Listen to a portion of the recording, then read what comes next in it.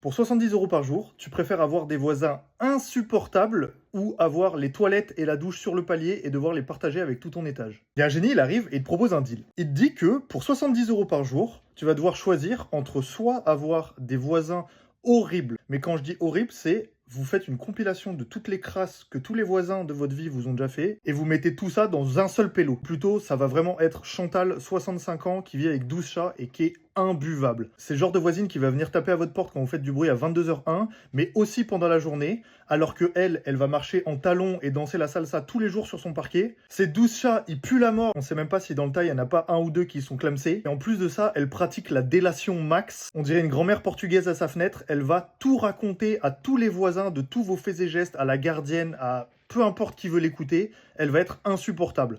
Par contre, tout ce qu'elle fera, ça restera dans la limite du légal, ou du moins que tu vas pas pouvoir appeler la police pour autant. De l'autre côté, t'as un appart ou une maison complètement normale, des voisins normaux. Le seul truc qu'il n'y a pas dans ton appart, c'est des toilettes. La salle de bain, elle est à l'extérieur. Faut que tu fasses 20 mètres et c'est surtout, faut que tu passes par dehors. C'est-à-dire, faut que tu sortes du bâtiment et c'est dans un autre bâtiment qui est juste en face. Dans une copro privée, donc tu t'exposes pas au monde. Tu dois vraiment changer d'endroit pour aller, ne serait-ce que pisser. Chaque jour que tu passes en subissant un de ces deux supplices, c'est 70 € détaxés URSSAF Macron qui tombent sur ton compte et t'es obligé de le faire par incrément de 1 mois. Du coup, lequel tu préfères?